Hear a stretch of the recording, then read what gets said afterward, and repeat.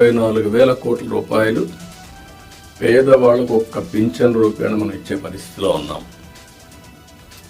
నేను ఇక్కడ మిమ్మల్ని అందరినీ ఒకటే కోరుతున్నా, 2,50,000 కోట్ల రూపాయలు డీబీటీ ఇచ్చామని ఒక్క బటన్ నొక్కడం తప్ప ఎప్పుడు వాళ్ళపై డైరెక్ట్గా పరామర్శించింది లేదు. రెండోది, ఏ ఫంక్షన్ పెట్టినా మనుషులను తీసుకొచ్చి బలవంతంగా తీసుకొచ్చి పెద్ద పెద్ద మీటింగ్లు పెట్టి ఇబ్బందులు పెట్టిన సందర్భాలు ఉన్నాయి.